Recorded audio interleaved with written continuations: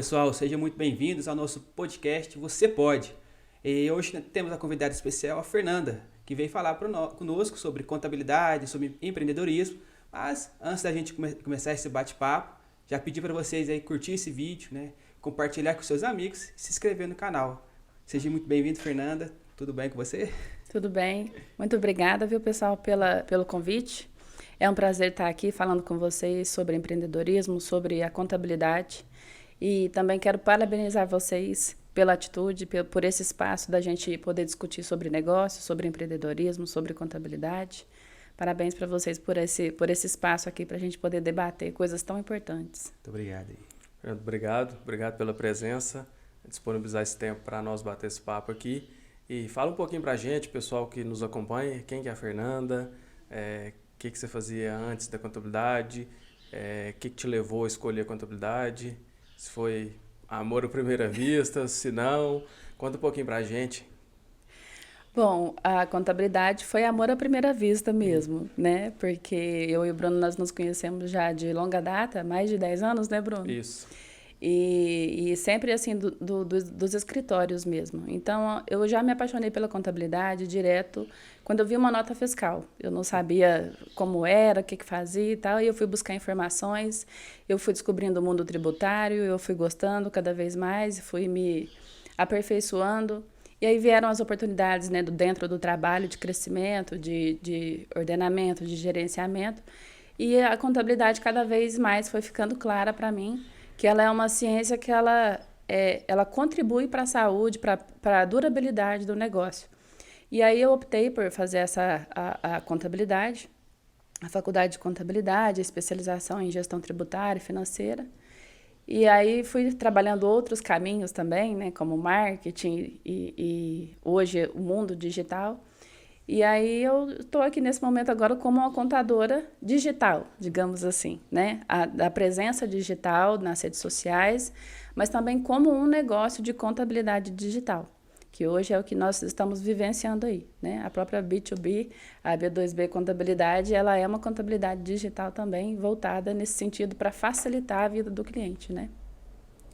Sim, com certeza. Acho que o mundo tributário, ele é muito pouco aprofundado, né? Acho que dentro das empresas, né? Apesar de sempre estar presente dentro das empresas, mas ainda elas não olham com devido valor, né? Acho que eles primeiro montam o negócio, depois pensam na parte tributária, né? Sim, exatamente. É muito falho, né? A cultura brasileira hoje, ela é no sentido assim, vou abrir um negócio, vou procurar um contador para simplesmente ter a conformidade, né? É abrir o CNPJ e entregar o que precisa ser entregue. E geralmente, assim, o que nós vemos hoje é um aprimoramento da contabilidade, porque a contabilidade hoje, o contador, ele tem um papel principal para direcionamento do negócio, para orientar melhores caminhos, economia tributária, economia financeira, né?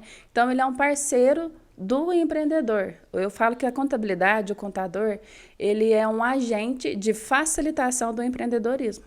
O empreendedorismo hoje só pode acontecer, lógico, vieram novas circunstâncias aí, por exemplo, a lei da liberdade, né, econômica, que surgiu no finalzinho de 2019. Ela veio para desburocratizar muitas coisas.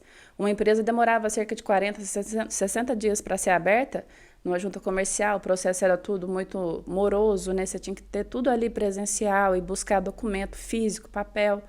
E aí depois veio as juntas comerciais já de forma eletrônica, né? As prefeituras trabalhando de uma forma mais conjunta, já digital, já online, facilitando o trabalho do contador. E aí permitiu com que nós, contadores, pudéssemos sim trabalhar como agentes de informação para o cliente, né? Não apenas entregar a conformidade. E isso vem melhorando o cenário do empreendedorismo no Brasil, né? Porque, como você falou, não era visto o planejamento tributário como uma coisa imprescindível para a durabilidade, para o crescimento e também para melhor fluxo de caixa da empresa, né? A gente vê aí o caso, por exemplo, do sonho de valsa. O sonho de valsa ele era considerado como um bombom antes dessa liberdade econômica e dessa entendimento da legislação de forma diferente. E aí eles mudaram a nomenclatura, mudaram a embalagem do sonho de valsa e ele passou a ser considerado um waffle. E, através disso, ele teve uma economia tributária gigantesca por conta disso, né? Então, assim, isso veio de orientações que o contador passou. E se o contador ficasse totalmente amarrado à operação, somente à operação técnica, ele não teria essa visão de entender qual é a necessidade da empresa e como ela pode ter economia tributária nesse sentido, né? Da mesma forma como uma pessoa que está com algum problema jurídico e precisa resolver, ela vai contratar um advogado. Uma pessoa que está precisando comprar um imóvel, está em busca de um imóvel, ela vai contratar um melhor corretor de imóveis para que ela faça um bom negócio. Também o contador, ele hoje é contratado, ele é visto como um parceiro para facilitar o empreendedorismo, né? Sim, e até recentemente, antes dessas mudanças que você citou, a gente ficava muito amarrado, né, nessa questão burocrática e que hoje vem facilitando e nos proporciona mais tempo para que a gente possa trabalhar realmente com orientação. Sim. A gente já não é mais visto a contabilidade só como aquela pessoa que entrega guia, que entrega declaração, que leva o imposto. Então hoje sobra tempo para que a gente trabalhe e atue junto com as empresas na orientação, buscando sempre esse crescimento. Sim, de forma consultiva, né? Sim. Porque isso foi uma libertação muito grande. E lá atrás, quando eu ficava presa na operação, lá no escritório, a contabilidade não me chamava tanta atenção no sentido assim de empreender na contabilidade. Porque eu falava, olha, é muito moroso, então você está fazendo um serviço aqui só papel, só conformidade, só mais e menos, bateu, não bateu o balanço e tal. Então, eu via sentido naquilo, claro, a gente precisa saber os indicadores, os números, os resultados do negócio, mas eu entendia que a contabilidade ela precisava ir mais, ela precisava sim realmente entrar na empresa, viver a realidade, entender o que é e as melhorias para crescimento, para expansão. Então, eu fiquei assim muito satisfeita com essa transformação que a contabilidade vem vivendo agora, no sentido de, por exemplo, a contabilidade digital, que é diferente da contabilidade online, né? Sim. Hoje a gente vê contabilidade online, é você mesmo que faz, você acessa a internet, você digita as notas fiscais, você não sabe se está certo ou se está errado o que está sendo feito ali de forma online. Já a contabilidade digital, a gente usa a tecnologia para o cliente ter em mãos ali, praticamente ao vivo, né, os números, os resultados do seu negócio, gerir melhor ali e o contador também consegue dar esse feedback para ele de uma forma desburocratizada, sem excesso de papel, sabe? Então, assim, tudo online, tudo rapidamente, sobra esse tempo realmente através do uso dessas tecnologias para essa questão do bate-papo, você receber o cliente, fazer uma reunião com ele online de qualquer lugar do Brasil que ele estiver, e falar com ele, vamos falar sobre os seus negócios agora, vamos falar sobre o seu fluxo de caixa, vamos falar sobre o seu planejamento financeiro aqui, planejamento tributário, né? Então, o que me brilhou os olhos realmente para esse momento agora da contabilidade e o que me trouxe mais ânimo para realmente estar atuando como contadora na parte consultiva foi essa grande oportunidade, né? O contador sai do bastidor e ele vira um protagonista ao lado do empreendedor. Até muito tempo atrás, ou recentemente, o contador era chamado de guarda-livros, né? Sim. Aquele profissional, né? Ou que ficava só por conta dos registros, né? Qual que você está falando aí. Só escriturar, escrever o que entrou, o que saiu. E esse processo realmente de escrituração burocrático demorava-se bastante, consideravelmente um tempo gigante, principalmente as obrigações acessórias que o governo exigia. E exige até hoje. E perdia-se o tempo de depois que você fizesse esse processo de sentar com o cliente, né? Sim. Acho que a tecnologia vem muito para ajudar essa parte, né? Sim. E nesse processo, já que a gente conseguiu aliviar eliminar esse tempo aqui para sobrar mais tempo aqui, quais são os aspectos fiscais assim que você encontra que as empresas têm maior dificuldade ou que precisa dar uma maior atenção, assim, tanto para a contabilidade quanto para a empresa? Olha, na emissão de nota fiscal, né, a parte da tributação, entender os seus produtos, como tributar melhor e encaixar melhor o que é vendido, seja mercadorias ou serviços, né, e entender realmente as apurações, a melhor forma de enquadramento no Simples Nacional, no lucro presumido, no lucro real, o que é dedutível, o que é mais vantajoso. Então, o contador ele tem a possibilidade de mostrar para o cliente, fazer simulações. Olha, melhor para você, é mais vantajoso e mais econômico tributariamente você trabalhando no regime do Simples Nacional ou em outro.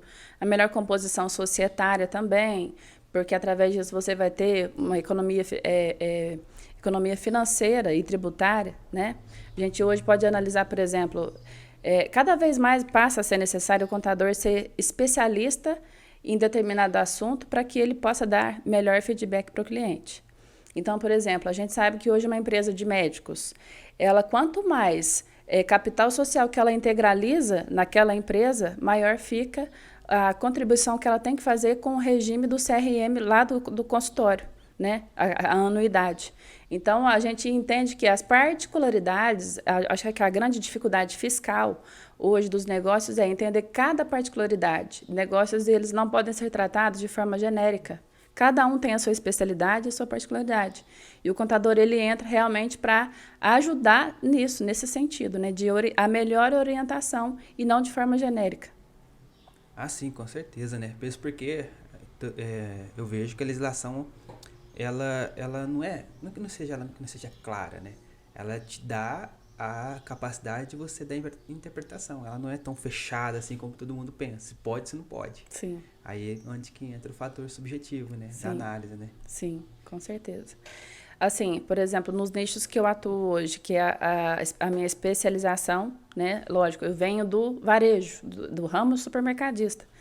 E aí é um universo diferente do universo do nicho, né, do setor que eu resolvi e decidi trabalhar, que é o mercado online, o mercado digital e também para a área da saúde odontológica.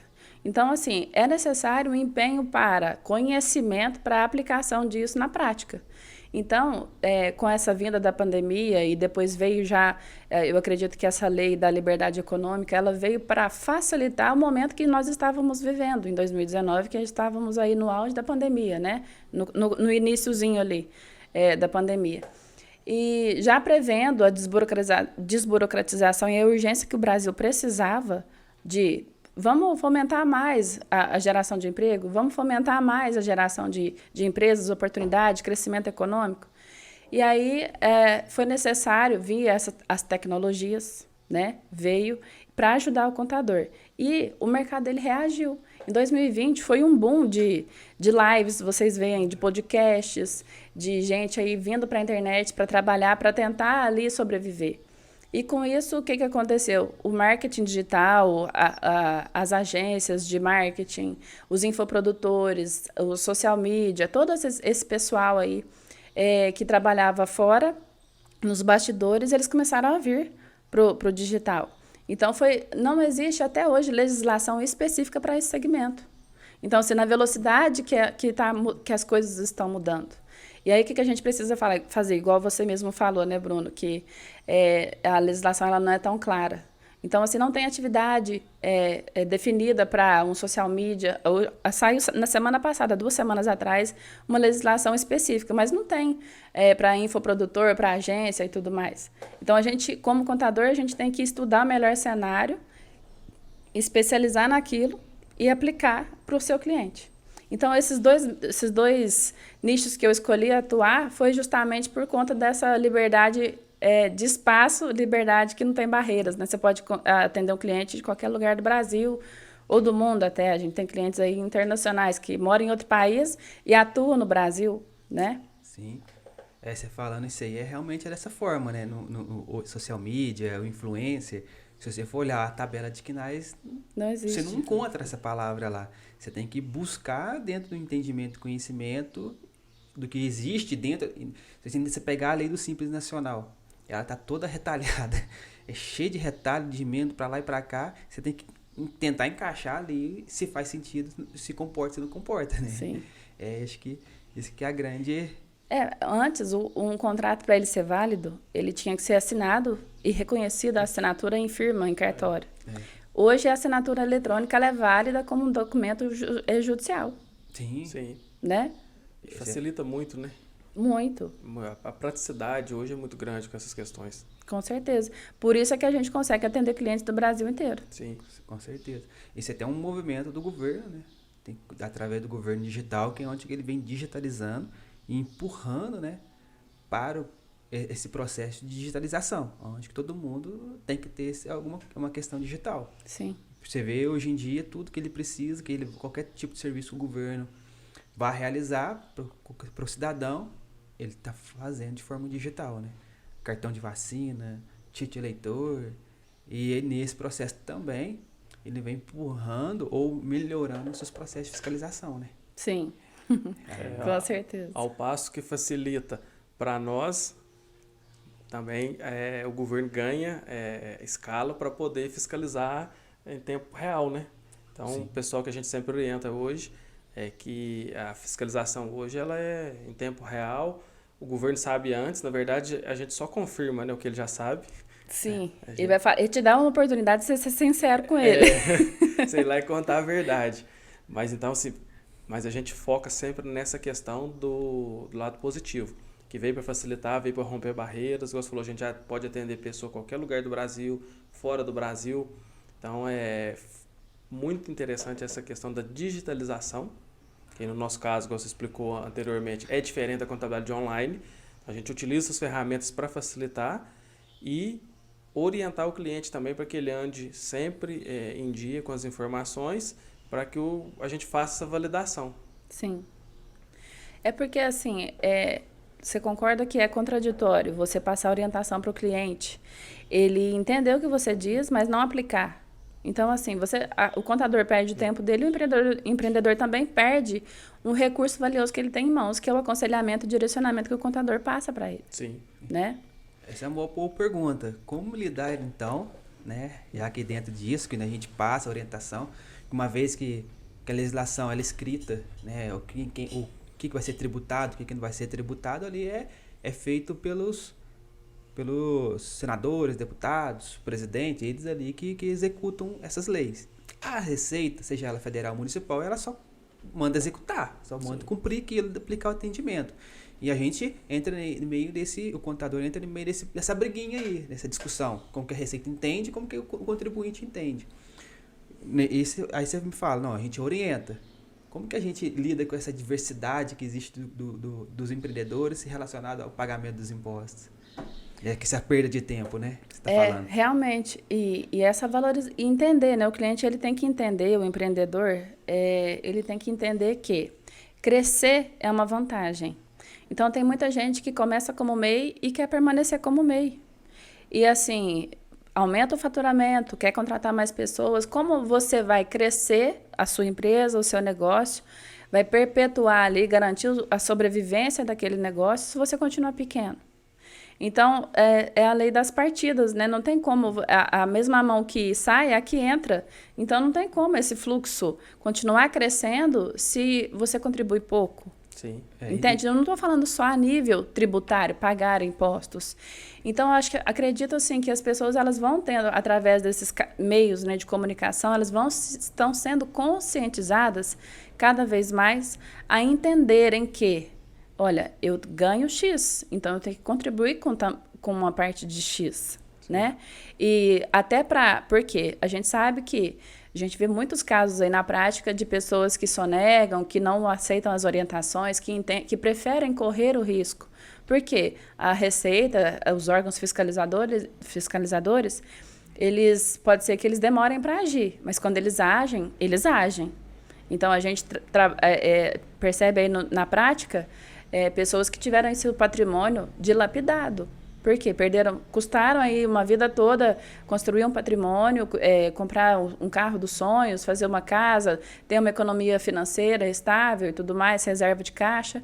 E aí, no que cai na malha fina, que é pego aí num processo da Receita, de fiscalização, são muitos milhões de reais que vão embora. Então, assim, o contador ele faz o papel dele, de orientar pelo melhor caminho dentro da legalidade e dentro da economia tributária. Mas hoje as pessoas estão se conscientizando cada dia mais dentro dos materiais como este que são divulgados aí, que realmente tem a contrapartida de fazer o correto, fazer o que precisa ser feito, fazer da melhor maneira possível, mas tudo está dentro da lei. Sim.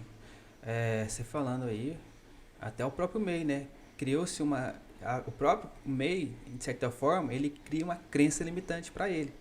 Porque você está falando, se eu quero crescer, gerar riqueza, gerar dinheiro, prosperidade, ele precisa, em algum momento, ele tem que sair do MEI. Sim. Aí ele limita o crescimento dele, porque, nossa, eu não dou conta de pagar impostos. Nossa, eu vou deixar de ser MEI. Mas, na verdade, a empresa continua mesmo. O CNPJ, as características da empresa ali se mantém. O que muda é a forma que ele recolhe os impostos. Né? Deixar de ser MEI não é um prejudicial. Não. Só que muitos entendem ao contrário, né? Exatamente. Eu sempre brinco assim que você passou para a maioridade quando você sai do MEI e desenquadra, né? Vai para uma ME, uma EPP e assim por diante. Por quê? Você venceu aquela primeira barreira. O próprio incentivo do governo, do MEI, ele é para abrir portas do empreendedorismo, facilitar meios, até como oportunidades de crédito que o pequeno empreendedor precisa logo no início. Para quê? Para começar o seu negócio ali. Então, assim, está em tramitação a questão de aumentar o faturamento do MEI, você poder registrar até mais dois funcionários. Isso vai ser muito bom para a liberdade econômica. E para as pessoas se formalizarem, porque muitas pessoas não estão formalizadas ainda no dia de hoje. Mas a partir do momento que você conseguiu conquistar ali, romper a barreira daquele faturamento, então, assim, você tem que estar preparado para o próximo degrau, seu negócio está crescendo. Então, é aquela questão do mindset, né? É olhar o copo meio cheio do que meio vazio. Eu vou estar pagando mais tributo, mas, por outro lado, eu vou estar tendo um ganho maior financeiro, porque eu vou escalar o meu negócio, eu vou crescer o meu negócio, né? Então, eu acho que é a questão de trabalhar o mindset mesmo, da pessoa que vai empreender. Qual é o propósito desse empreendimento? Né? Tem pessoas que preferem ficar ali dentro do limite do faturamento do MEI, até porque não tem braço e alcance para crescer. Mas as pessoas que têm braço, que têm alcance, que conseguem escalar, nada melhor do que um crescimento, uma expansão, abrir uma segunda unidade, uma terceira unidade, né? Isso é muito importante. Sim, a gente vê muito no dia a dia, pessoas que eles gastam muito tempo e energia com essa questão de tentar burlar o MEI. Aí ele quer abrir o MEI no nome da esposa ou do filho, e aí ele gasta muito tempo para controlar esses dois CNPJs, sendo que na verdade ele já poderia entrar no Simples Nacional, voltar as energias dele para o empreendimento dele, para o crescimento dele. Muitas pessoas nem se formalizam e vão trabalhar no CPF, pegam uma máquina de cartão e vai ter receita no CPF, e não faz declaração de imposto de renda, não declara, e cai naquilo que você citou. A receita ela vai monitorando, e a hora de todo mundo vai chegar. E aí ela vai por etapas. E então a gente vê muito isso daí, a gente aconselha muito quando chega esses casos para a gente nesse sentido. Desenquadra do MEI, está na hora, agora é hora de crescer, de focar seu tempo, sua energia, seu conhecimento aqui na empresa. Só que aí alguns, né, preferem o outro caminho, que é achar uma maneira de fugir disso daí. Na verdade, ele está limitando o crescimento dele. Sim, sim. Faz parte da cultura do brasileiro o famoso jeitinho, né? Faz. Mas aí é como você tinha falado há um tempo atrás, não está tendo mais jeito, hoje é tudo online. Então, já o que faltava aí, a inovação que veio durante a pandemia, que foi o Pix. Agora já tem, os bancos já começaram a entregar a declaração financeira para os órgãos estaduais e federais, os valores movimentados de PIX também, tanto de conta pessoa física quanto pessoa jurídica. Teve um caso, até esses dias atrás, de uma cliente, ela é MEI, ela não tinha um faturamento considerável, inclusive estava assim, em vias de finalizar o CNPJ, porém, ela emprestava o cartão de crédito dela para a família, para amigos e conhecidos. E aí ela recebia o valor das faturas em Pix na conta. Esse valor ultrapassou 115 mil, ou seja, ela ultrapassou o limite de faturamento do MEI. A Receita entendeu que aquela conta que ela estava movimentando, mesmo sendo CPF, se tratava de faturamento, aqueles valores. Sim. E aí ela foi intimada, né, recebeu a notificação da Receita, a fazer o desenquadramento do MEI e fazer a contribuição sobre o valor movimentado financeiramente por Pix. E aí ela vai fazer a juntada de documentação para saber se a Receita vai considerar que aquilo foi um empréstimo e tudo mais, mas caso a Receita não considere, ela vai ser tributada e vai ser desenquadrada. Veja bem o prejuízo. Sim. E as pessoas acham assim, é terra de ninguém, eu sou MEI e eu posso ficar tranquilo. é muito pelo contrário. O cultural do MEI, o MEI não paga nada, não precisa fazer nada, né? Sim. E realmente, o MEI ele não diferencia CPF com CNPJ, conta jurídica, conta pessoa física. A Receita entende que é a mesma questão, porque é o que você falou bem lá no início, a questão do regime societário. Sim. Vai modificar consideravelmente a forma como ele é fiscalizado ou ele é analisado, né? Muda bastante. Sim. Sim, a própria questão também, além do Pix, do cartão de crédito, que há muito tempo o pessoal não estava se atentando a isso, do MEI, e a Receita já enviou várias e várias notificações, aí nós já tivemos acesso a algumas, que é de clientes, outras de outros conhecidos, notificando referente a recebimentos acima do limite do MEI. E aí o pessoal achava que o MEI estava de lado, que não ia chegar. Uhum. Mas isso daí é só questão de tempo. Sim, com certeza. E aí o prejuízo vem, né? Vem. E aí agora tem que correr atrás, regularizar e, principal, conscientizar para não cair nessa de novo. Vocês vão ver aí, nesse ano de 2023, uma grande quantia, um número assim, assustador de MEIs recorrendo a nós, contadores, para me ajuda, porque eu não sei como resolver. Né? Não é que assim, isso é satisfatório para ela falar, tá vendo? Eu avisei. Não é isso. A gente sabe o quanto isso impacta. Tem negócios que não conseguem, por conta dessa má gestão, arcar com essa penalização que vem com juros, multa, desenquadramento e tudo mais. Por isso, assim, que cada vez mais as pessoas precisam realmente estar conscientes do que as orientações que são passadas, né? Entender que essa parte consultiva da contabilidade, ela é importante você levar em consideração e aplicar realmente. Porque o contador que está acompanhando ali aquele negócio, mesmo que ele seja um MEI, ele sabe qual é a realidade daquele negócio. E o que ele pode se tornar e quais são os fatores de risco. Então, é uma linha muito tênue para você manter aquele equilíbrio. Olha, agora é hora de crescer, vamos subir para o próximo degrau? Ou então, olha, você precisa se ajustar nisso, nisso e nisso. Agora, se mesmo você ouvindo o seu contador, você prefere fazer de qualquer maneira, o preço vai ser pago mais cedo ou mais tarde, infelizmente. Né? Vai, com certeza, porque a conta vai chegar. Eu concordo plenamente quando muitos empreendedores comentam, não, mas o imposto está alto, é muito burocrático, é muita exigência e tudo mais. Mas justificar uma não conformidade com esse argumento, ele está causando prejuízo para ele mesmo. Sim. Porque se ele não fizer um processo, né, vamos, por exemplo, agora que está iniciando aqui a obrigação, na verdade, a obrigação na onde a Receita vai começar a fiscalizar questões do ISST. Né? A realização ela já existe. Todas as empresas já estão obrigadas desde sempre. O que mudou é a forma como a Receita está cobrando isso. Eu não vou fazer porque é caro ou porque não vai onerar minha empresa, alguma coisa nesse sentido, não vou fazer.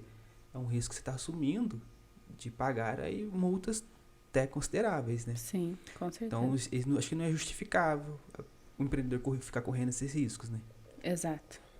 Talvez ele deva procurar, nesse processo, então, corrigir a rota em outro lugar. Então, vamos, apertar o passo com os deputados, o pessoal que escreve a legislação, para modificar, né? Sim. E assim, até quero deixa aqui nessa oportunidade, nesse momento agora, que nesse final de ano, tem gente que fala, vou preocupar com o imposto de renda lá no ano que vem.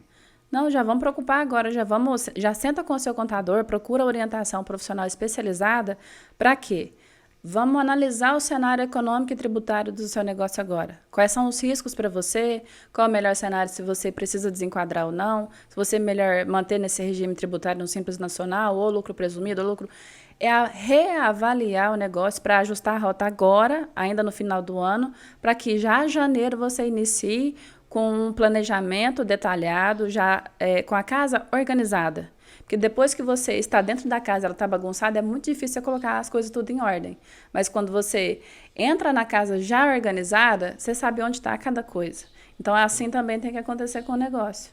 Então, todo final de ano, é o que eu faço de sugestão para você, como empreendedor que está vendo a gente agora, nesse sentido de, vamos reavaliar. Vamos buscar as alternativas disponíveis para que a gente veja o rumo do negócio e não continuar trocando pneu com o carro andando, né? Então, vamos ver qual que é o melhor cenário, vamos analisar e fazer o ajuste já necessário agora, até 31 de dezembro. Para janeiro, a gente já começar com pique total, com uma nova energia, com um direcionamento, ou então, ó, tá certo, tá legal essa rota, vamos melhorar um pouquinho, que vamos só dar uma ajustadinha. Ou então, olha, você precisa de fazer um ajuste melhor para ter essa finalidade melhor, uma economia tributária, uma economia financeira, mais segurança para o seu negócio. Sim, o pessoal às vezes geralmente deixa tudo muito para a última hora, né? É só na hora que a bomba estoura, né? E aqueles que já têm essa consciência, que se programam antes, esse pessoal já sai na frente. Já chega começo do ano, ele já está 2, 3 passos à frente do pessoal que está começando a pensar em projeto, em programação. Sim. E a gente tenta orientar e conscientizar os nossos clientes também sempre para ter essa cultura de prevenção, de trabalhar sempre à frente dessas questões. Tá? Programação, avaliar a empresa, chegar no final do ano, você avaliar como que foi o seu ano, você só vai conseguir programar o ano seguinte se avaliar o que foi feito durante aquele ano. E a gente trabalha muito com essa questão para minimizar esses erros de percurso. Sim. A gente tenta trabalhar dessa maneira, vem tentando, na verdade é complicado, porque isso passa por uma mudança de cultura, de tentar quebrar alguns paradigmas que já vêm de muitos e muitos anos, mas a gente vem tentando romper. É difícil, mas a gente vai trabalhando. E é importante fazer esses ajustes até porque, por exemplo, a empresa começou com uma atividade, ela tem um KNAI, ela tem uma composição societária, e aí o negócio foi, né, o tempo foi passando, o negócio foi acontecendo, e aí ela precisa rever. A atividade dela está em acordo com o que está sendo executado, né? O que está acontecendo na realidade. Como que está a composição societária, a participação de cada sócio, a divisão de lucro? Esse sócio, ele contribui exatamente conforme o capital dele? Então, é a hora de analisar as minúcias, não somente a questão tributária, não. Vamos falar assim da questão, esse sócio, ele está realmente fazendo a sua contribuição para essa empresa? Ele é vital para isso? Vamos chamar para conversar, vamos realinhar e, se for necessário, desligar, acrescentar, mudar de sócio, sabe? É a hora realmente desse refinamento, para garantir o crescimento mesmo. Com certeza, né? Porque igual naquele filme De Volta para o Futuro, né? Não existe carro, aquele carro, não lembro o nome do DeLorean, para voltar no tempo. Né? E é importante nesse processo a gente entender que atitudes que é feita agora, a gente não consegue mudar lá na frente. Né? Ou seja, hoje o banco, um caso simples, hoje o banco pede, me dá um faturamento dos últimos 12 meses. Não tem como a gente voltar lá atrás e mudar o faturamento, vamos dizer assim, ou fazer um registro lá para trás. Até um tempo atrás, ainda isso era praticável, né? Mas hoje já não é possível. Não. Porque fica tudo registrado. Se você entra lá, tá carimbado lá o dia e a hora que você entrou. Como que eu vou tirar uma nota retroativa, por exemplo, de um produto? Exatamente. Para exigir uma garantia? Não tem jeito aí, né? É igual o caso do que a gente vê bastante também, que é bem recorrente, do imposto de renda da pessoa física. O pessoal deixa virar o ano para pensar o que vai fazer, para pedir nota de despesa, para muitos sócios às vezes têm, por mais que a gente oriente, eles preferem prolabore de um salário e aí adquire bens, aí compra imóveis e aí no ano seguinte não consegue justificar, né, financeiramente. E aí quer achar um jeito de fazer distribuição de lucro, mas não emitiu muita nota. Então, assim, é o que a gente sempre orienta. Já tem alguns que já praticam totalmente o contrário. Nós temos vários casos lá de pessoal que, essa época, assim, já está com tudo organizado, já tem em mente, já foi feito tudo de forma correta. Porque chegou janeiro, nós já tivemos vários casos. Lá em abril mesmo, na época de fazer o imposto de renda, a pessoa queria correr atrás de nota fiscal da prefeitura, com o dentista dele, com o médico. Impossível. Não é possível. Então, a gente trabalha com essa orientação por isso. Como o Bruno falou, né? Não tem jeito de voltar no tempo. Não tem jeito, não. Depois que as coisas acontecem, aí você tem que arcar com as consequências, né? Sim. E responsabilidade, né? É por isso que eu falo, hoje o contador, o papel dele é muito importante por conta dessas orientações. O cenário hoje é totalmente rápido, é dinâmico e é online. Então, assim, igual vocês falaram, não tem como voltar. Tem que ser o que é a realidade, traduzir a realidade. Sim. Então, precisa realmente dessa questão de aconselhamento, gente. Eu acho assim, o contador, ele não tem outro papel, além da conformidade, que isso é uma coisa prática e a gente faz, né, em qualquer momento. Vamos falar assim, vou funcionar meu escritório à noite para fazer só conformidade. Você não precisa nem de ouvir o cliente. É só fazer a obrigação que a empresa precisa. Mas a questão de gestão, mostrar os números, os pareceres, os direcionamentos, o contador tem esse papel fundamental, né? Fundamental, e ele deve atuar, né? Caminhar lado a lado com o empreendedor justamente por isso. A gente detém essas informações que vão clarear a tomada de decisão deles, e a gente tem que exercer esse papel nosso, não só de conformidade, mas de orientação, né? De contabilidade consultiva. Sim, isso mesmo. Você formou quando? 2012. 12? Colei grau em 2013, mas a minha turma formou em 2012. Na UENG? Foi, na UENG. Era FESP, né, na época. Era FESP. Eu colei no grau quando? Você foi uma turma então antes da nossa? Nós terminamos em dezembro de 2013. Eu finalizei em dezembro de 2012. E desde então você vem... Aí eu continuei na empresa que eu estava, na parte fiscal, financeira e tudo mais. Só não assinava como contadora, mas o resto era quase que tudo isso. E aí depois eu me desliguei dessa empresa lá em 2017 e fui para o marketing digital, né? Então foi onde eu conheci esse mercado de infoprodutores, da social media, das agências, de como funciona a produção de um curso e tudo mais. E foram vindo as outras inovações, né? Por exemplo, o conhecimento médico e odontológico. É um setor que eu realmente me interesso por questão de estar ligada a cuidados da saúde. E aí veio também a possibilidade de hoje o médico estar atuando de forma online, né? Há quanto tempo, assim, onde já se passou pela cabeça de alguém fazer uma consulta online com o médico? Gera uma certa insegurança que ainda é aquela questão do pulmão, né? Sim. No sentido assim, deixa eu ver se realmente o osso está quebrado, uma coisa nesse sentido, uma luxação, alguma Sim. coisa nesse sentido. Alguns casos específicos não tem como. Mas, por exemplo, você vai consultar com um endocrinologista, um psiquiatra, uma nutricionista, né? Que é uma coisa mais, um setor mais orientativo e, lógico, vai pedir exames, vai passar talvez um receituário. Mas hoje, com a vinda depois da pandemia, surgiu-se ali naquele meio a possibilidade de telemedicina. Então, os conselhos eles eram restritos a isso, né? O CRM. Não pode fazer receituário, não pode atender. Até as mídias sociais, elas eram muito engessadas para o médico. Ele não poderia falar sobre algumas coisas, sobre medicamentos, sobre saúde, sobre doenças. Ele não podia, ele era bem engessado com relação a isso. E aí veio algumas normas que mudaram ali do CRM, e hoje o médico ele pode atender um paciente em qualquer lugar do mundo. Acho que essa restrição que existia, acho que nesse exemplo que eu tô dando, do exame, né? Vamos dizer assim. Sim, claro. Do exame. Exatamente. Né, mesmo que numa psiquiátrica, não escutou o pulso do paciente, algumas coisas nesse sentido. Acho que ele via a restrição, acho que mais ou menos nesse sentido, né? Sim. E tudo isso mudou, né? E eu acho que ainda vai mudar cada vez mais. Então, hoje eu, Fernanda, como consumidora, eu vou me consultar com o médico, a primeira coisa que eu faço é procurar a rede social dele. Por quê? Eu quero ver quem é esse médico, qual que é a especialidade dele. Ele domina aquele assunto? O que ele fala? Será que o pensamento, a linha de trabalho dele é mais ou menos dentro do que é a minha expectativa? Porque eu já vou com a expectativa alinhada para consultar com esse médico.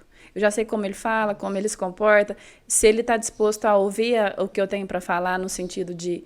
Eu sou uma pessoa que não sou muito a favor de medicamento sintético. Eu vou mais para alternativas mais naturais, se for possível.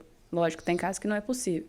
E aí eu sempre procuro médicos que vão por esse caminho. Então, assim, fui para um cardiologista, procurei na rede social. Fui para uma outra especialização, procurei também na rede social. Então, hoje vem os contadores. Quantos contadores hoje já estão ali fazendo esse trabalho online? Que isso não é uma autopromoção, mas sim é uma janela de comunicação que você tem para levar a sua mensagem. Hoje a gente tem uma liberdade profissional, acredito que as categorias vão melhorando a cada dia que vamos avançando nesse sentido. Nós temos uma liberdade profissional de falar realmente a nossa visão. Olha, eu defendo esse ponto de vista. Eu oriento você a fazer dessa forma. É lógico, um advogado ele não pode advogar em rede social, um contador ele não pode assinar como contador, ter responsabilidade técnica na rede social. Mas a orientação, a educação, o posicionamento, isso é uma liberdade que todos nós temos, né? E aí eu me apaixonei por esse caminho, assim, de facilidade no sentido de online, eu levo a minha verdade, eu atendo o cliente, mostro para ele com transparência e clareza tudo que ele pode fazer, a orientação e tudo mais. Então, aí vem as tecnologias para, por exemplo, quando se trata de contabilidade. Hoje, a gente tem tecnologia que importa as notas fiscais que você emite, que você compra, e aí você faz uma apuração muito mais rápida. Antes era feito tudo manual, né? Você apurava tributo, tudo manualmente, nota a nota. E aí, depois, igual essa questão do médico, vai fazer a telemedicina, ele entra numa tributação diferente. Então, tudo isso já me chamou a atenção para essa liberdade e não você ficar preso somente à questão de entrega de obrigação acessória, sabe? Então, eu decidi empreender recentemente na área da contabilidade, lógico, nunca saí da área de contabilidade, sempre gostei muito, sempre estive muito ativa, mas trabalhando com o marketing lá dos infoprodutores, né, dos influencers, da produção de conteúdo, tem o expert e tem o parceiro dele, né, que é o lançador, e depois tem o social media, tudo isso que está envolvido no meio, as plataformas digitais, quem vende dolarização, quem não. Então, assim, são vários assuntos em que era um meio que eu já estava inserida, e eu me apaixonei, falei, vou unir a contabilidade ao marketing, vamos ver o que acontece. E é um mercado em expansão. Hoje você pode começar a empreender na área de infoprodutos, na área do marketing online, né? Já com o MEI. Então, assim, isso facilita bastante a entrada de clientes, a orientação para quem está começando hoje, né, afiliados e tudo mais. E depois eu me especializei na área médica, que é a área da saúde e odontológica também. Então, optei por trabalhar nesses dois segmentos, com esses profissionais. Eu acho que, sendo especialista nesse segmento, lógico, tem a parte da contabilidade que é generalista, a gente consegue atender dentro dos princípios contábeis outros setores, mas a minha especialidade e a minha paixão são esses dois. E, embora você já trabalhasse na empresa com a parte contábil, mas numa linha diferente, qual a maior dificuldade que você acha que você enfrentou quando você fez essa transição? Desligamento da empresa para entrar de cabeça nesse projeto seu? Primeiramente, é acreditar na capacidade que nós temos, né? Porque toda vez que você fala assim, eu vou empreender, falar, e agora eu vou deixar uma zona segura e vou me arriscar no sentido de fazer do meu modo, dentro do que é possível, botar a minha identidade naquilo e botar força. Então, a dificuldade é acreditar primeiramente na sua capacidade e depois você provar para as pessoas o quanto você é capaz. Não no sentido, assim, de trabalhar o ego, falar, nossa, eu quero ser vista e tudo mais. Mas é que nada fala melhor do que resultado, né?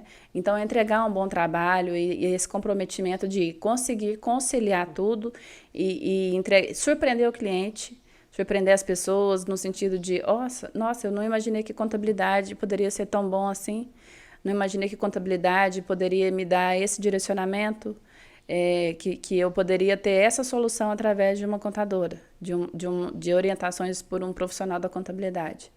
Então, o que faz os meus olhos brilhar, realmente, quando se trata de contabilidade, é isso, é você apontar soluções.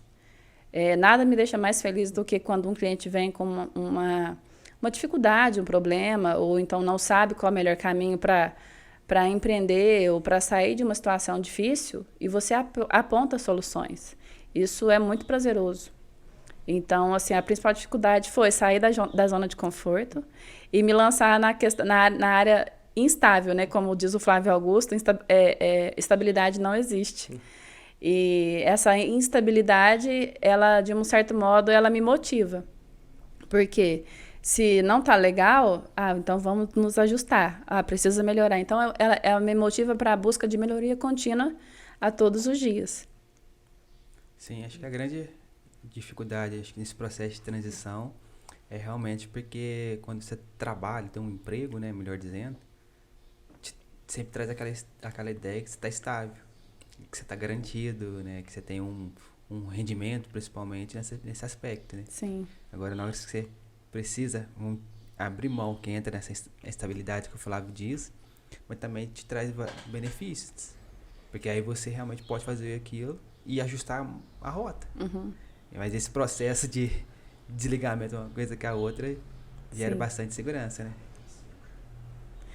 Requer coragem, né? Sim. Muita coragem. Principalmente para acreditar em você mesmo, né? Sim, porque eu acho que as pessoas vão sendo lapidadas conforme vai passando momentos na vida. E momentos desafiadores, momentos que você fala, olha, eu preciso ser forte porque eu tenho que estar de pé para conseguir levar a vida, né? Então, seja no empreendedorismo, seja na vida pessoal, em tudo. Então, a cada dia que passa, a gente vai vivendo momentos que vai implicando em melhoria. Eu preciso melhorar a minha mentalidade, eu preciso melhorar as minhas capacidades técnicas como profissional, eu preciso refinar isso para entregar melhor para o meu cliente. Eu preciso melhorar como pessoa, as minhas qualidades, as minhas consciências, as minhas faculdades humanas, meu temperamento, meu comportamento, como uma gestora, como uma empresária, como uma esposa, como uma amiga. Então, essa melhoria humana contínua, ela traz frutos e a gente colhe isso em todos os aspectos da vida, né? Tanto profissional quanto pessoal. Com certeza. Acho que é a grande sacada da vida, o objetivo principal da vida é fazer esse processo. Essa autoanálise e ter humildade de entender onde precisa melhorar ali e ir em busca. Sim. Porque senão você não fez nada, a minha visão, você não fez nada de útil, né, ou de produtivo para você. Sim. Isso aí. Agradecer, Fernanda. Muito obrigado pela presença, por ter disponibilizado o tempo para a gente bater esse papo. Muito produtivo, muito bacana. Bom para o pessoal conhecer a sua história, saber quem é a Fernanda, onde você está atuando hoje. E muito obrigado.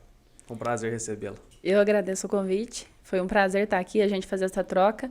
Gosto muito de falar sobre contabilidade, sobre as alternativas, as oportunidades que nós temos e também sobre empreendedorismo. E aí eu quero deixar aqui as minhas redes sociais também, fernandamendes.contadora, Instagram, TikTok e assim por diante, porque é lá que a gente coloca esse conteúdo, é a nossa essência, a nossa visão. A gente traduz para as pessoas a dificuldade, né? A burocracia a gente traduz na linguagem mais popular, sai do técnico e vai pro direto ali, né? Sim. Então, quem quiser seguir, fica à vontade. Eu agradeço muito o convite de vocês. Espero estar aqui novamente para a gente discutir outros assuntos, né? Importantes aí para o empreendedorismo. Certinho. Muito obrigado, Fernanda. Muito obrigado a vocês que nos acompanharam nesse vídeo, né? Já peço novamente para vocês curtirem esse vídeo aqui, se gostou, deixar seu comentário e compartilhar. Um grande abraço e até o próximo podcast.